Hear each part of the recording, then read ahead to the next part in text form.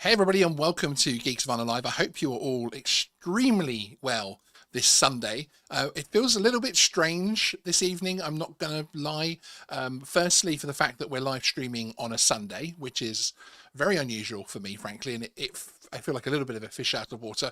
But also, we haven't been live streaming on this channel for just over a month. It's about 2 days over a month, which has, again, been a very, very strange experience, both in terms of missing it whilst I wasn't being able to do it, and then building up to this live stream, actually getting a little bit nervous about it, which I suppose it shows I'm doing something which still challenges me, doesn't it? Really, if I'm able to still get nervous. But yes, Bruce XJet, is this live? Barely. Yes. No bear jokes, please. Okay, excellent. So as I say, it's been a while since we've been live on the channel, so do bear with me this evening. Whilst we get things back on track. Now, I will give a very brief explanation of where we've been for the last month. Channel members will know a little bit more about this, and also people that follow our community tab. But we moved to a new studio partially. One of our smaller rooms has been closed now, and we've moved to a much larger studio, which I'm very, very excited about. The idea behind that, one is, yes, to help the production value in terms of the channel, and us to be able to produce more content easily, but actually it's more from the production business side of things as well, which we launched alongside the channel, in terms of my sort of ultimate aim was for the production business to pay for the channel, and that's now actually being achieved. So we now have a production business which is doing very nicely. Thank you to all of our wonderful clients for choosing Geeksvana Studios, and that basically means that we're able to be sponsor free on the channel, which gives me a lot more freedom, and allows me to produce the content we want to produce, which helps in particular on more the journalistic side of things as well, which is awesome. So yeah, so we've been moving studio. We've had a record number of client events to attend at the same time. So unfortunately, the one thing that sort of got pushed by the wayside a little bit was the content on the channel. I decided that rather than trying to rush things out or do half-baked things, we would basically come back once things are ready, and they are ready. So keep an eye out on the channel very soon, because there will be a channel update, and a studio tour, talking about things in a little bit more depth, and actually showing you behind the scenes of a few of our recent events which we've carried out on behalf of clients. Bruce from XJet saying, now a word from NordVPN. Yes, affiliate link in description. Yeah, there will be no such thing here. I'm very thankful. Although Raid Shadow Legends, Jellin, I have to say that the fact that everyone's now, and Ridge Wallet, there we go, everyone's now getting all of the free advertising. But yeah, Raid Shadow Legends would tempt me. I have to say, I can see that. Thanks, Jellin. So tonight we're going to be talking about a couple of the topics which have really sort of come to fruition during our time off air, and they're stories that you would probably have expected me to talk about if we had been on air. And one of them, which is the hurricane story, which obviously we've all been seeing in the press, etc., with the fact that there's now been a sentence handed down on there. Now, this is now a story which is nearly 3.5 weeks old in terms of the sentence. I'm not going to be talking specifically about the sentencing, etc., because as I said on my first show about this, all of that is so unique, it's so individual. But we're actually going to be talking more about actually the response on social media, which is actually one of the things which I was surprised about, because it was more split than I necessarily expected. So today we're going to be looking at some of the pictures which were sent to us by the photographer, who was actually also the gentleman who reported the incident to police in the first place. Then we're going to be talking about something which has been taking up a bit of my time recently, which is this whole story which has been popping along in the United States, which is in connection to the Raise the Limit, hashtag Raise the Limit campaign. And it surrounds confusion about what the campaign was actually about. Now, our interactions with the FPV Freedom Coalition, one of the CBOs behind the campaign, has actually led to some direct change happening within the campaign, but we'll talk about that. We'll have more on that very, very soon. So whilst we're chatting this evening, this is supposed to be a bit of a chilled out Sunday evening, Sunday afternoon stream, depending on where you are in the world. And we're here to answer questions as well. So if you tag me at Geeksvana in the chat, I'll try to answer them as and when we can. And Kovacian, hi, Chuck, good to see you. Need to learn more about the EU as I will be there in a few months, then back to the UK after likely. Well, the good thing is the rules are fairly similar. You actually just essentially at the moment need to repeat them for the EU, so you need to be registered over there and that type of thing as well, which is the simple way of saying it. But good to see you, Chuck, one of our channel members, which is awesome. So first up, we're going to be talking about as I was mentioning just before, the hurricane story. Now we all know this story, and as I say, I want to approach this from a slightly different angle. But first of all, I want to confirm some of the details surrounding it. So, a 49-year-old man, Mark Bagley, was been sentenced to 6 months imprisonment, which was suspended for 12 months for flying his drone. He was fined $3,000 with costs of £450 and a victim surcharge of £154. He was also ordered to complete 100 hours of unpaid work and will be electronically monitored with a curfew at his home address. So there's quite a lot to unpack there in terms of the sentence, isn't there? It's basically, you're looking at a situation where it's a suspended sentence for 12 months, although it's a 6 month sentence of imprisonment, which is in itself very, very serious. Fined £3,000 with a couple of costs involved there as well, and also in addition to that, 100 hours of unpaid work and to be electronically monitored or tagged, as we may say it in sort of slang terms, which means there's a curfew at his home address. So he's likely, 7 p.m, whatever time he finishes work, he's going to have to come home and leave in the morning. Now, that is a very, very serious sentence, and it is really just about as close to full-on imprisonment as I think you can get. Now, obviously, there is a benchmark. Once you send someone to prison, that has a very, very serious impact on their life and their future and things they can and cannot do, etc. So it's something which the courts always take extremely seriously. And as you can see with this sentence, that's exactly what's happened. Now, this was, of course, within the backdrop of the drone pilot pleading guilty to endangering an aircraft, as well as admitting flying out of visual line of sight. Now, he did actually write a letter of apology to the court, in which he says he owes the pilot of the Hurricane an apology for unnecessarily putting his and other people's lives at risk that day. And he says, "I can only thank God that no collision occurred." Now, another couple of bits of interesting information from the case itself is that his defense is quoted as stating he was clearly very excited about the carnival and thought he had sufficient time to fly the drone before the flight past began. The pilot claims to have checked the drone safety app previously, but was unable to do so before his flight due to poor phone signal. His defense states he should have abandoned plans to fly at that point. Once the drone was in the air, he did realize his error and halt the drone. One interesting thing there, of course, is we've seen it here in the UK in certain legal situations. We've seen it in New Zealand with the conviction over there, where checking an app or not checking an app, etc., isn't necessarily seen as some kind of get out of jail, quite literally in this instance, free card, in terms of that the court won't necessarily see the fact that you checked an app the day before or anything else like that as being any kind of mitigation or defense.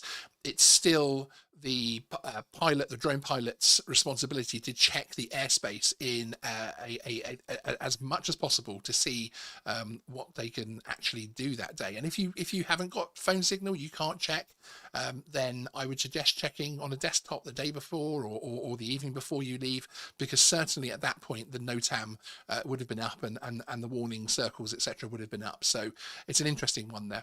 The defense told Judge Jonathan Bennett that he would have lost his job as an application engineer as a result of being jailed. This in turn would have caused him to lose his mortgaged house. She said his mental health has taken a significant decline as a result of this process, and he has reached out to Samaritans, she added. The judge said that he had only just concluded said that he had only just concluded that the custodial sentence could be suspended. So it really was very, very close here in terms of this gentleman actually receiving a custodial sentence for this flight, which in itself is something which has a bit of shock value to it, doesn't it, really? He added, "It was mind-blowingly reckless, particularly in the case of an intelligent middle-aged man. He is no youngster messing around with a new toy." That was a quote there from the judge. So this is a serious outcome from what was a potentially serious situation. Flying during a temporary restriction is something that should never happen without permission. Low flying aircraft, obviously that type of thing at an event, there are no TAMs, that type of thing that are actually in place. We have some pictures now that has actually been sent through by the original photographer. It was this gentleman who actually originally reported the incident to police upon discovering the content of his pictures. Roger Beverley, who we would like to credit for these pictures, has kindly provided us with some of the originals for us to look at, so we can have a bit more of a zoom and that type of thing. Now, as I say, one of the reasons I'm actually discussing this topic now is one, just to actually talk about it on the channel here, but also a few weeks after sentencing, I've noticed that the community reaction has been one that has surprised me a little bit. I've been shocked by the number of comments and posts that seemingly feel that it was not necessarily as dangerous an action as others have, shall we say. I've seen, and I'm not judging anybody's opinion, or if somebody feels something is a certain way. As you know, on this channel, we always try to bring you the facts, and then it's up to you to interpret those or have your own opinions and feelings. How dare we say you can have your own opinion? But it did shock me. It has shocked me that actually the community was that split on things. Basically, it's an interesting one, frankly. Also, some thoughts are that there was also some thoughts that the pictures were doctored or altered, or a favourable shot was chosen. It should be kept in mind that the pictures sparked the investigation, and other evidence was, of course, then gathered. So the pictures and the photographer reporting this, those pictures, I'm sure, weren't the only evidence that were used in terms of ensuring that this flight happened within the zone. It would be interesting to see how they could prove just how close the drone and aircraft came, but of course, if you're within visual sight, if you can be captured with your drone next to an aircraft, you're certainly too close, especially if there is a temporary restriction in place for that at the time. So let's have a very quick look at these pictures as I point over to my browser here, as part of my button wasn't working there. So this is the first one we have here, and this is the one which I think a lot of us have seen in the papers, which was then zoomed in.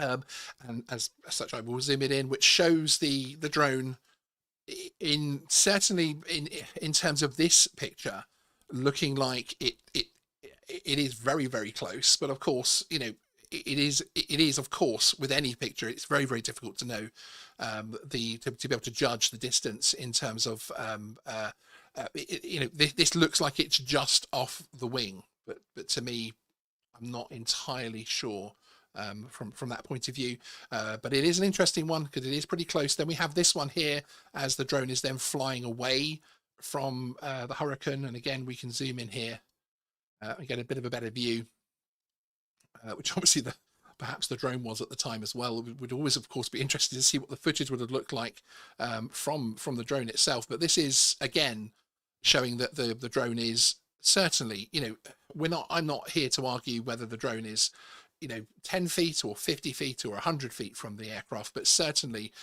it is close enough to be photographed in the same shot in terms of, it is certainly within that temporary restriction, which of course the gentleman did plead guilty to. And then as the drone passes away, we can see the distance obviously gaining from that point of view. So it is, to me, it's very difficult from the point of view that whatever anybody wants to tell me about, this drone wouldn't have taken that aircraft down and it would have been destroyed by turbulence and XYZ and that type of thing. We are talking about an aircraft flying at fairly low speed in terms of the fact that it's flying low for the show that it's attending, and I don't think it's a responsible thing to fly like that personally. I would 110% say that this particular drone flight was unsafe and could have caused some potential problems there. Hence, I think why the legal system has deemed it to be such a serious issue. Now, you have to wonder in terms of the sentencing and that type of thing. Of course, there's been a lot of speculation that the sentence was sort of fairly harsh in terms of the wanting to create that headline, as it were. We obviously had the massive fine handed out to the pilot in the United States, which created a lot of headlines, got a lot of PR out there in terms of how to fly your drone, how not to fly your drone. I don't think that's the case on this one, because obviously the charge, the endangering an aircraft, is extremely dangerous and does have up to 5 years in prison. And in fact, if something happens, it can trigger even more serious things as well. So we were talking about something very, very serious here. It also dispels the myth that a DJI drone in particular, if it lets you fly, then you're fine to fly. I have a whole video on this which you can search for on the channel, which is one of my bugbears, frankly. Just because the DJI drone lets you fly does not mean you're outside of the legal restriction. And of course, many temporary restrictions don't even show on DJI geofencing as well. So it's an important one to remember. Having a quick look at the chat here. Tim Long, I found specifications for a Hurricane tail wheel, which I was able to use to set a scale for the drone. Okay. I estimate the drone was 300 to 500 meters away from the aircraft in all the photos. Yeah, it's been an interesting debate, because I don't think, in my opinion, the photos, the pictures look very, very dramatic. I don't think anybody, it is certainly when these were released as well, I think most of us sort of took a breath and thought, uh-oh, here we go, this is potentially going to cause us troubles as a hobby. Yes, I don't think for a moment, I don't know, so again, I can't be 110% 110% on this, but I don't think that this was necessarily as close as, certainly, let me just remove Tim's message there for a moment, as close as that photograph suggests. Certainly, I think there's all sorts of reasons why that possibly wouldn't be the case. But yeah, again, it's well within the temporary restriction zone. It's well within the issue area, as it were. Graham, one of my co-hosts. Hi, Graham. Good to see you, joining us on a Sunday evening, sir. Hope you're well. The point being that the Hurricane may have come through 50 meters to the right. Yeah, there was no deconfliction possible. Absolutely. And deconfliction is the thing here. And it is such a vital thing with any low flying aircraft and any kind of vulnerable aircraft, etc., especially at an air show. There are other people around and that type of thing. I'm not suggesting the BBC headlines of 20,000 people the crowd all would have definitely perished, etc., that type of thing. I'm not suggesting anything of that nature, but certainly having two aircraft in the air with no ability to deconflict whatsoever is very, very difficult. And it is something which just shouldn't happen. If you remember, there's a video on Geeksvana back where we were up in Lincoln Cathedral to capture footage of a Spitfire fly past for Police Memorial Day, and in that, the crew that are actually flying the Inspire 2 aircraft to capture that were in constant contact, had planning sessions beforehand with the Spitfire pilots, and there was all sorts of agreements of airspace sectors and where they'll be and that type of thing. So again, deconflicting things, which I think is very, very important. And Hadley Thomas says, if these pictures are zoomed in, there could be a lot of space between the aircraft. Yeah, absolutely. I have a photograph of my Mini 2, which I flew within the Gatwick permanent FRZ, the aerodrome restricted zone, and that's flying with a British Airways 747 right behind it, and it looks just as close as this.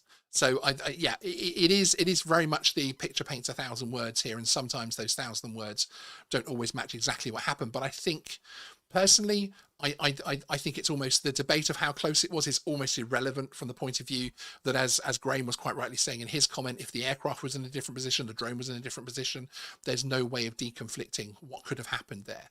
And that is something which is concerning to me. And Tim Long says, I up in at Geeksvana, fair point, but there are rules that set separation between the crows and the aircraft. I presume you're saying there aren't, so that would depend on whether the drone was on the crow side of the Hurricane. Okay, I think there might have been a slight typo in that message there. Legwork Bill, hi Bill, one of our channel members, good to see you. Regardless of the distance from the aircraft to the drone, was in a restricted airspace, and end of, the pilot had no idea of the proposed flight path and therefore would not have been able to deconflict. So again, very much saying the same thing there as Graham, and 100% actually how I feel as well. And oldie naturalist, hi, thank you for joining us. Additionally, it depends what lens was used, not justifying the flight, but people get lighter sentences for deliberate harms. Yeah, and I don't, the the pictures being released, of course, if you are a YouTube channel like myself, it's on my thumbnail, of course. If you're a newspaper, if you're a television reporter, these are the kind of pictures you absolutely would mop up. You 100% want to see these kind of pictures in terms of being able to promote a story that you're talking about. I don't necessarily think, and this may be naive, but I don't necessarily think that these pictures would have had a fundamental an absolute difference in terms of sentencing, etc., because of course they are looking at different factors there. Keep in mind, we are talking about somebody who, as the judge says, we're not talking about a teenager flying a new toy. We're talking about an intellectual middle-aged man. He works as an engineer. He knew to check for NOTAMs. He knew to check for flight restrictions. I don't know when he would have checked before that event for there to be for a NOTAM not to have shown up, because these temporary restrictions are sort of warned in decently in advance. So yeah, it's one which I think is an interesting one. William Jenkins, hi William, good to see you. Interestingly, there was a fly past local to me recently, and as far as I'm aware, there was no temporary flight restriction zone or anything on drone assist. Yeah, and this is actually an interesting one in terms of low flying aircraft in your drone. Do not assume because you are flying your drone and if you're flying your drone under 400 feet, you're within VLOS, all the other boxes are ticked, as it were, and for whatever reason another aircraft is flying sub 400 and comes within the same airspace cell. Don't necessarily assume that it's you, the drone pilot, that's in the wrong, or that anybody is in the wrong. You're going to come across paramotors. You're going to come across the very occasional emergency services helicopter and that type of thing. Depending on the in where in the country you are, you're also going to come across military aircraft. There's all sorts of reasons. The EU exception, all sorts of reasons as to why you're going to come across aircraft in the sub 400 feet. But it isn't necessarily 100% something which is going to be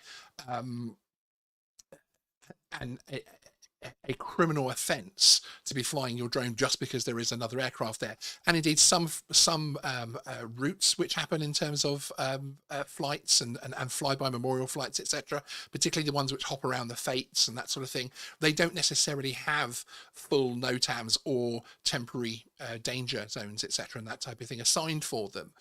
So yeah, absolutely. And there can be, and I have flown my drone with other aircraft within my airspace at sub 400, and I've just taken the actions which you're supposed to do. So it's a perfectly not natural thing, but it's a perfectly acceptable thing for a drone to share airspace. And I think that's part of the story as well here, that it's also not as extreme as from the point of view that a drone cannot share the airspace with anybody else, absolutely anybody else, as long as the drone pilot is aware and as long as the drone pilot has their heads up, etc., and they're flying themselves in legal airspace, then of course that can happen because they're able to deconflict things. And as the chat just hops up there,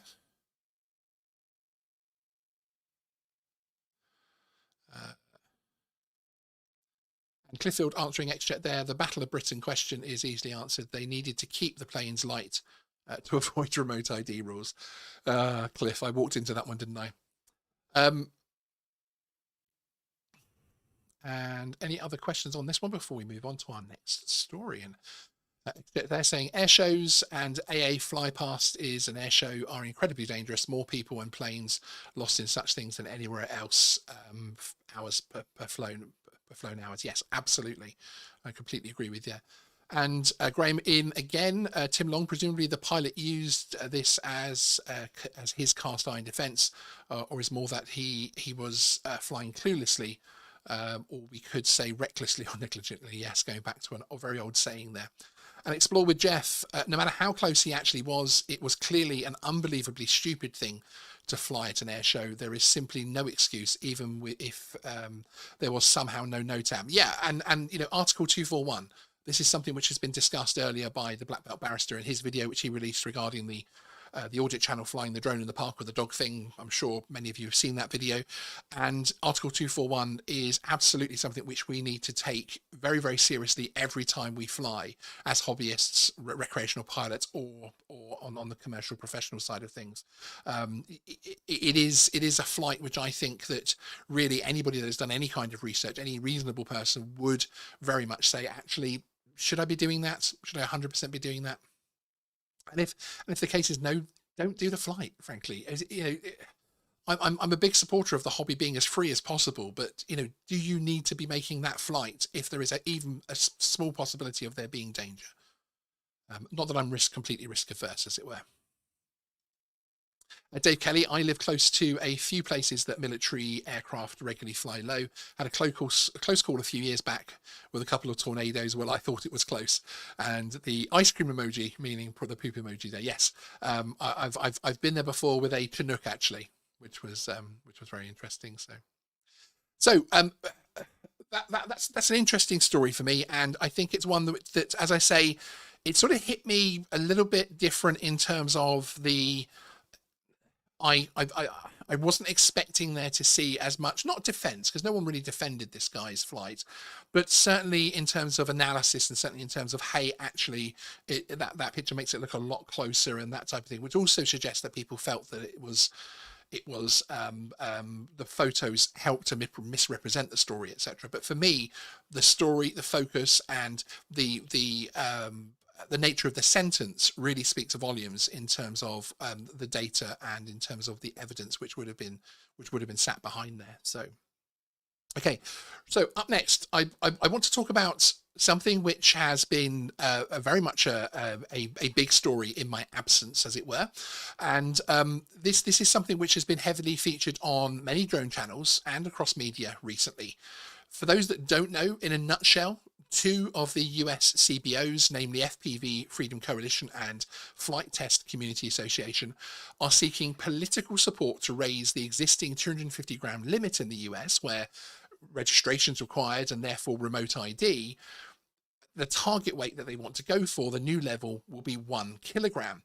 This would be achieved through the FAA reauthorization process, which is coming up, where politicians can give priorities and instructions for the next period of time. So essentially for UK viewers as well, every so often the FAA has a reauthorization act, which essentially gives it its authorization from the political establishment, from Congress. It gives it its powers for the next few years and basically says, these are the priorities we want you to focus on. I believe, and correct me if I'm wrong, anybody who pays attention to this kind of thing in the chat in the States, but I believe remote ID was actually started in the last reauthorization act. I think that's when it was first mentioned in formal terms, as far as we want to see you getting on with something and doing this. Now, it's been an interesting process. It's been publicized through lots of videos and posts across social media, and many people have downloaded what is a standard memo produced by FPV FC. And I've actually got a little, let me bring up my little bit here, which shows their website. So basically FPV Freedom Coalition actually put up a website. They put up a standard memo, which you can download and send to your representatives in Congress and also your senator. And basically during the discussions with FPV editor John Coopy here at Geeksvana, he actually commented on the campaign video, and he got the following message back. Now, his comments surrounded, let me bring this message up here very quickly. His comments, John Coopy's original comments, surrounded basically the fact that he felt that the 1 kilogram limit might be something which is difficult to achieve, because things like the Mavic 3 would be basically in there. There'll be a lot of the DJI camera drones within that. Now, the response he got from the screen name 507RC, which of course is Dan Oakes, who is one of the board members on FPV Freedom Coalition, actually states this would not affect any DJI drone built after September 2022, as those would still be required to have standard remote ID built in. However, any home-built drone less than 1 kilogram would not be required to have any remote ID if we were to get this as part of the reauthorization bill. So this reply to John Coopey's original comment confused me somewhat, and I had a very long conversation with Mr. Coopey, who is now in the chat. It's all John Coopey's fault, and it was something which I thought, okay, well, perhaps it was very late. Perhaps it was 3 a.m. when Dan replied to that message, because it sounds like he's saying that essentially it will only be home-built drones that will basically be able to take advantage of this situation rather than camera drones. So we have a good relationship with FPV FC. Dave Messina has been on the channel a couple of times, so I reached out to him and I asked him a couple of questions. Now, Dave is aware that the questions were on the record, and we've had a long conversation about this. You'll see this on the sort of winding. This is not a drama posting the tea type message type of thing here. This is just me showing you guys exactly what has happened. So I raised the question, hey Dave, hope you're well. Quick question if you don't mind. Dan replied to someone in the comments in the 1 kilogram video. The commenter discussed the issue of raising, as I say, on the GPS drones, and Dan said it wouldn't be DJI drones as they're not going to be included. Could you just give us a bit of clarity on what that actually means? So as Dave says, very kindly says, always happy to hear from us, and then basically goes on to discuss the fact that Dan is correct, and that the campaign is actually not intended to be submitted for camera drones. So essentially the campaign is actually for home-built RC aircraft only, be that quads or fixed wings or whatever they may be. So your DJI Mavic 3, etc., if they were to be successful with this, would not have been covered.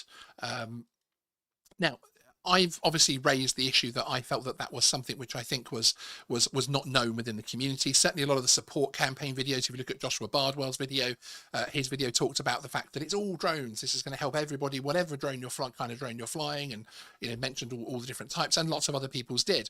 Certainly as well, I saw a lot of people that were very, very excited in the camera drone community, as we'll call them, the manufactured drone community, that again thought that this would include them as well.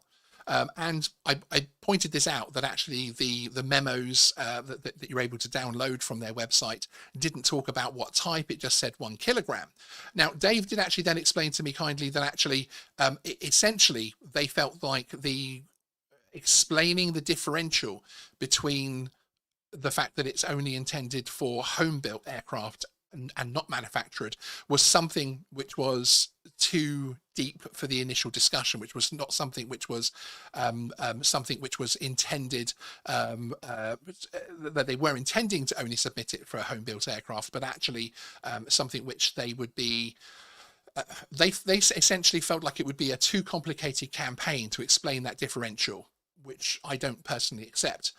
And as he says here, how deep do you go on initial discussion? And in the constituents memo to a Congress rep or senator that may not have an idea about the topic, that's why we include the distinction in the documents going to the aviation subcommittees. So everybody from a camera drone side of things, if you were downloading this and sending it in hoping your Mavic 3 would get remote ID dropped, that just isn't going to happen, because the actual documents being submitted by the CBOs to actually back this campaign up, to explain this campaign to the aviation subcommittees, those would have actually basically said this is for home-built aircraft only. So I wasn't entirely sure, I wasn't entirely clear about how people would actually feel about this. So again, I agreed and disagreed where it was necessary with Dave, and we then got to a position where basically it was felt that and again, as Dave clarifies there, that it wasn't, they weren't being deceptive or lacking verity, but again, one of the parts which started to rub me the wrong way, sort of which started to cause me concern, was also the fact that very quickly within the conversation, this is just a very quick direct message conversation over the space of a couple of days, they actually started to change the campaign. So what was going to be home built was now something which is actually, essentially, they're now going to be including all drones, so camera drones and home built drones as well, which again they explain on this page here. So they're going to rework our write-up, which is intended to go to Congress to include the camera drones. Give us a day or so on that, and happy to share the copy with you, which they did. I may ask you to embargo it for a brief period, which we did as well. So I was really, I suppose, I was left a little bit surprised, because how would this have left the camera drone community feeling? Clearly, from the many posts and activism across social media, along with the videos released supporting the campaign, the wider community felt this would include all drones, all RC aircraft up to 1 kilogram, including camera drones, of course. Would this not have created really a division within the hobby? And I'm also concerned in terms of the people who are from the home built community, who knew that this was the home built community, and are now, of course, going to be upset by the fact that it now includes camera drones, or so-called camera drones. So I was surprised that a seemingly organised campaign pushed forward by CBOs seemed to be so easily altered through a few direct messages, and suddenly, camera drones are now included. It does potentially speak to the substance and direction of the campaign itself, in my opinion. Where also is the explanation? There has been a fairly significant change here in the campaign, and whatever campaign you felt you were backing, it has changed. The main document from FPV FC to Congress has been altered, and I'm surprised that it's not been publicised more widely to the drone community so they can understand what happened and perhaps why. I have again discussed this point with David Messina, and again he did say that essentially they didn't feel there was a need to do that. So I personally do not accept the assertion that the original concept of this only being applicable to home built aircraft was too nuanced to explain in the initial campaign. Could it instead be that the campaign would have had far less reach and fewer people submitting emails if to their representatives, if it was felt and more clearly explained to be a home build campaign only? If you're a camera drone flyer and you've submitted this, would you have submitted it knowing it is only going to affect home built drones? Obviously, we want to help anybody we can within the drone community, but would you have been as quick and willing to do that? Personally, I do support anything which increases our ability to fly any drone or RC aircraft as freely as we possibly can. However, any such campaign should, in my opinion, be robust and well thought through. The fact the campaign was altered following my DM conversation with Dave Messina could be seen as a good thing, as they've listened to concerns, but could also be seen as a sign that the campaign was not as robust or thought through as you might expect. Now, this, of course, is on the back of the news that the FPV Freedom Coalition find themselves at somewhat odds with the FAA over both the confusion surrounding freers and now the FAA informing them of, which they informed us all in their town hall meeting, that there was going to be changes to their CBO guidelines that FPV-FC will be publishing fairly soon. In their recent town hall meeting, the board expressed their dismay at that situation, and they were going to come back to us and let us know when they feel it's required as far as what anyone that's following their guidelines would need to change. So again, personally, I support the essence of the campaign. Although if you think the US government or FAA would support no longer having a remote ID on drones like the Mavic 3, then I've got to say I would suggest that would be a dramatic change to existing policy. And frankly, in just my personal opinion, something you're not going to see happen. Just my personal opinion. I support activism and commend any action taken, but we need to be open and clear about the initial campaign goals and outcomes, as well as communicating any changes made. Every single interaction I've had with Dave Messina from FPVFC gives me the impression of someone dedicated to the cause, and the man hours he's put into it, not only gaining understanding of what the FAA are doing, but also promote the drones for a good agenda. It really is incredible. However, I do not support the way this campaign was structured, initially sold out to the community and then changed without a full explanation publicly. Even seeking to establish the campaign is actually still supported. I'm pleased camera drone flyers are now included in the campaign, as I think many of them would have felt they were, but I do feel, as someone who primarily uses camera drones, this was a situation which could have turned divisive in the community. Imagine for a moment the campaign worked out, the announcement had been made, and suddenly you find out that only home-built aircraft were included. This would have been a line created between the two niches of the hobby, just in my personal opinion there. So let's have a look at how people feel in the chat there. I can see you, John Coopy, having a side swipe. Let's have a very quick look. Yeah, XJet Bruce is saying he's had some interesting comments by former bureaucrats who confirm that copy paste form letters are largely discounted by decision makers. I think the idea behind this is that you get a number of those getting reported forward, and essentially the aviation subcommittees can then use that data. They can say, well, we know that the representatives and senators have received X hundred of these emails, and here is the substance of it. So the main documents that have been submitted by the CBO. So I think it was essentially to build that head of steam. But I know what you mean in terms of activism. The personal touch is always very, very important. In Simpson, if you get a 1 kilogram limit, some things will get slightly tighter, making things even sillier for 100-gram drones, hence new 100-gram drone class needed. Then they might expand this to a new 250-gram. Yeah. And John Cupey himself, who of course started this off by posting the comments on the campaign video. Yeah, I read that reply to me and went back and read their docs at the time. Nothing on there, nothing there implied or stated that. Absolutely, John. Dave Kelly saying he's not actually used his Mavic Pro since mid 2020 and really need to read up on all the regs again. It's clear stuff has moved along lots. Dave, if you're in the UK, I have got a video coming out in the next couple of days, which is actually the 2023 update rules, which I think the entire video lasts about 6 minutes, 7 minutes, which explains everything you need to know for someone that's flying something like a Mavic Pro as a recreational pilot. So keep an eye out on the channel for that one.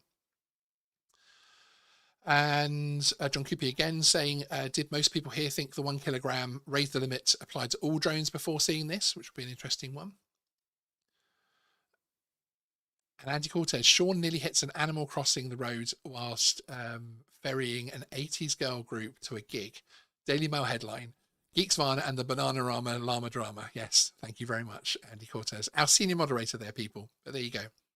Tim Long says, I don't see RNID as the problem per se. It is more the need to add a module to an FPV drone, which is rather impractical. Well, interestingly, we have, how many do we have at the studio now? We have 5 different remote ID modules here in Geeksvana Studios at the moment, which is quite exciting. All the way from the drone tag one, which Ken Heron sent to the up into the stratosphere with his video, all the way down to actually very, very small modules, which are actually designed specifically to work within FPV quads, and the cost of which are going to be much lower, of course, much lower than the drone tag initial one of a few hundred. We're talking about, with the right setup, and there are NDAs in place at the moment. We do have 2-3 very good videos on this coming up, which is actually looking at the technical, keep holding my fingers like this, the technical analysis of the modules themselves, as well as how you can use them. But the remote ID module is tiny, very, very light, and works within the ecosystem. There's actually a way of actually removing the module from quad to quad as well, which is really interesting. But there'll be more coming up on that. So you will be able to move them around. Again, it is an inconvenience. I completely agree with you there. But there is a way of making it work, which I hope will also be low cost. And of course, by the time we get to September, I guarantee there, with just the ones that I've seen and the ones that we have here and others that are talking to us, there are going to be lots and lots of very low cost options here. D&D Aerial View, good to see you, sir. Hope you're well. Just hope those in the fringes of aviation are watching. They'll be coming for you next, you paragliders, ballooners, ultraflyers. Yeah, I don't know whether I completely agree with that, because I think there are enough benchmarks, there are enough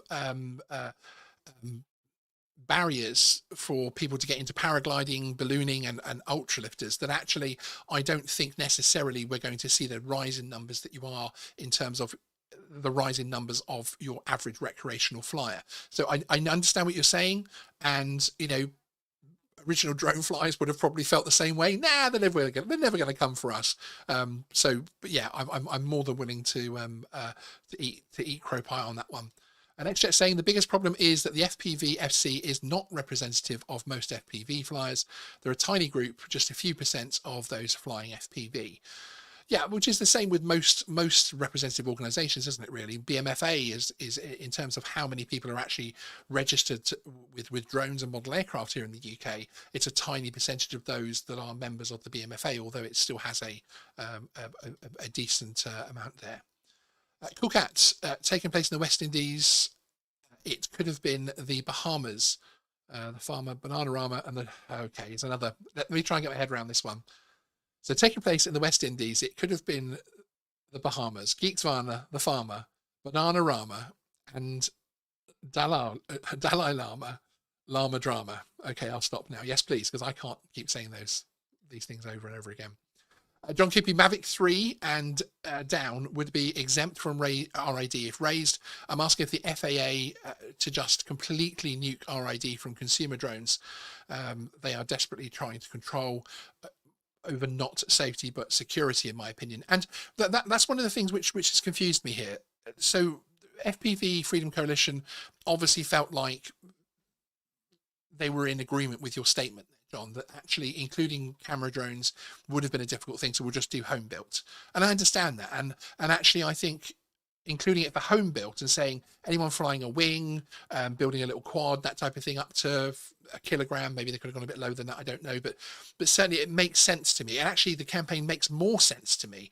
And I actually typed that, as you can see, if you go back and look at the DMs, which I put on screen, I did actually type that. I said, actually, the campaign makes a little bit more sense to me now, because I never accepted that camera drones would be suddenly lifted outside of remote IDRIS, but especially things like the Mavic 3, the Air 2S, and those type of drones.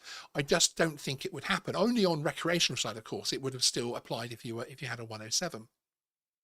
But to me, it just didn't make sense that would happen. So again, that was one of the reasons why I was perhaps a little bit concerned that the campaign was so willing to change everything, basically.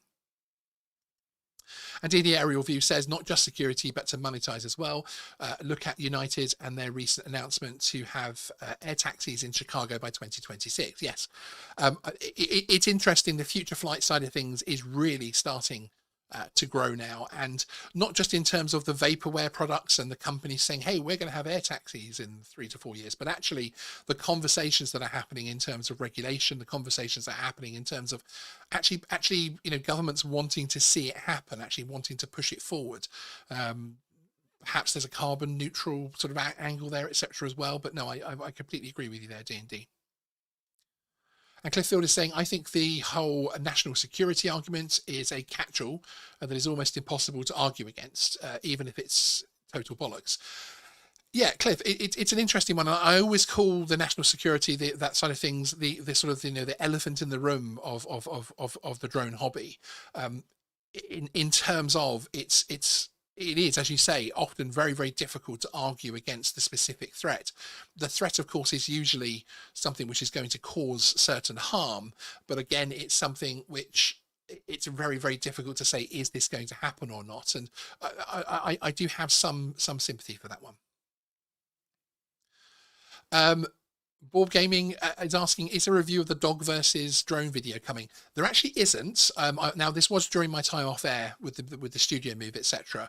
But it isn't actually something which came up on my radar as far as something I thought I need to make a video on that, because to me, the answer is 100% obvious, and I'm not necessarily looking to. I feel like I've done my trip down auditor lane, as it were, and I have my videos up talking about where I think auditors are happening, the police versus auditors, all those kind of videos. I think I've said all I'm going to say about auditors using drones, unless there's a specific scenario which comes up. But for me, this one, there really wasn't anything new coming up, and I think it to me is something which is very, very obvious as far as what the right and wrong things were in that situation.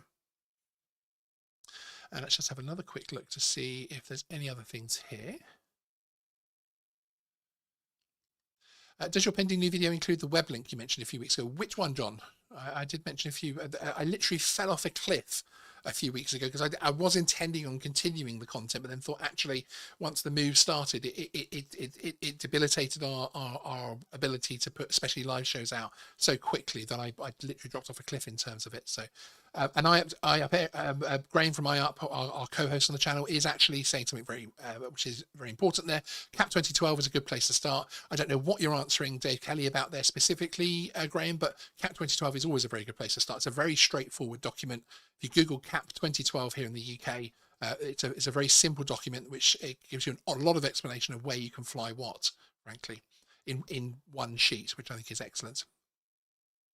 Yes, and as D&D saying that he's talking about the same thing as I was there, that there are modules which can be directly wired into the quads, which is coming. So, and John QP, I don't think the FAA actually wants to regulate foam-bore planes like the flight test cells, but they also don't really care about the collateral damage of requiring remote ID either. No care of thought. And XJet is saying he thinks it's a little disingenuous for any group of a few hundred people to claim representative for a community measured in many thousands. Yeah, and again, I suppose whenever anybody's looking at their representation, they would take that into account. I would hope anyway. Cool cat, get two things in your head. The government work for you because safety and security is the primary job of governance. Is it any surprise that safety and security are the reasons given? Yeah, I know what you mean. That isn't necessarily a rabbit hole I would pop down right now, but yeah, I understand where you're coming from. Dave Kelly says, I honestly thought our crooked government would have somehow sold off the airspace to the highest bidder and thus rendering the likes of us to the bin. Yeah, I think the principle of airspace being open and free and accessible to all is something which is actually not, I'm not going to say surprisingly, because I know what you mean, Dave. When companies come along waving billions of pounds and overstating in many cases of tens of billions of pounds of potential income by next month almost sometimes. Some of these articles just seem ridiculous as far as how much they're saying the future of drone delivery and air taxis are guaranteed to bring the UK. I know exactly where you're coming from that point, that I would have expected actually it to have been a much more simple process for them, almost being controversial there. But actually, there are a lot of people, there are a lot of organizations, there is a lot of passion about keeping the airspace open, about keeping the airspace free to access. I don't know who you're talking about. I think that was actually the drone and dog one there. I think the dog was the star of that particular video, Bruce. Ken Sherman, hi Ken, thanks for joining us this evening. There are some arcane rules in the US that apply to RID and manufacturing. After September 2023, only home builds will be allowed to fit a module. The rest manufacturers will need standard. Yeah, and I to be honest with you, Ken, I don't think it's something which I'm going to talk about closer to the time in terms of, because again, we need to find out that good old thing of enforcement. Enforcement is one of the most annoying parts of my job in terms of finding out what's actually happening in terms of rules and regulations, because of course a regulation is only something to be concerned about if the government are going to enforce that through their channels. And I think there are some of the arcane rules within relating to that apply to RID which won't necessarily be enforced, but I am trying to find that information out at the moment, and I will come back to you. That will be a video much closer to September though, in terms of saying, right, this is where we are, this is what we need to know. And I've got a few of my American colleagues on the YouTube side of things that are helping out on that video as well, which is fantastic. And John Coopy is commenting back to Ken there that it's a damn shame that so many fixed wing models that really don't have any business needing an RID module will be forced into it. This is an interesting one, because this is actually something which I felt strongly about. If you go back to my videos when the drone registration side of things came in the UK, now it's called drone registration, but actually it's the individual that gets both the operator and the flyer ID. So it's you registration that you're going to be flying a drone, then you mark the drone with your number. So it's drone registration in really in inverted commas, but it's the drone and model aircraft education scheme. And that to me, or for short, DMARES, and that to me is something which it has always been something which I've struggled with. I have been a member of a BMFA flying club, a flying field for many years. It's where I used to practice with my quads. I still go down there to practice with new drones. And it's the field, it's the area which gave me my confidence. So I've grown up in drones around a lot of model aircraft, a lot of RC flyers, and to me the fact that they're even registered necessarily flying their little helicopters and that type of thing at the field, it feels not silly, but it feels impractical. It doesn't feel like it's the way it should be. However, it is very difficult to show a difference between these things, frankly, and where things lie. For instance, you know, and I'm taking things to the completely opposite end of the complete opposite end of the scales. Let's say the original raise the limit hashtag raise the limit campaign was actually accepted and went through, and it was part of the FAA Reauthorization Act. So now we have home-built aircraft under 1 kilogram do not require remote ID. How long do you think it would be for, rather, until DJI actually bring out a self-build Mavic 3 that you assemble to whatever level of assembly you require to assemble it at home? I'm taking things to an extreme there, but I think that that's part of the issue, is actually finding how things having lines between the different types of RC aircraft and drone as we know them, camera drones, GPS drones, etc. Next, it's saying it's interesting that no regulator, CAA particularly notwithstanding, has differentiated between them. Yes, indeed. And there is a reason for that. Yeah, absolutely. So there we go. That is it for this evening's show. A couple of topics which I wanted to cover. One thing I will say is that Mads Tech is live later, normally around 10 o'clock, actually, 10 p.m. UK time. So do head over and join him. Thank you very much for joining me for our first show back for a month. I really, really appreciate it. Great to see such a large crowd come out for an impromptu live stream like this one on a Sunday evening, which was supposed to be Friday, but we had a power outage at the studio. It's been a whole journey to get back on air, but there we go. But I really do appreciate it. Andy Cortez has just put in the chat a link to a premiere, which he's got actually premiering in just a few minutes time, which is Mountains, Lakes, Drones, Snow and Newborn Lambs. What more can you ask for? So hit the link, go over and put hashtag Geeksvana in the chat to show that you've come across from here. Have a fantastic evening. There are 3 or 4 releases coming up on the channel this week, so keep an eye out for those, mostly premieres plus a live stream, and we'll see you very, very soon on Geeksvana. Thanks everyone. Sean out.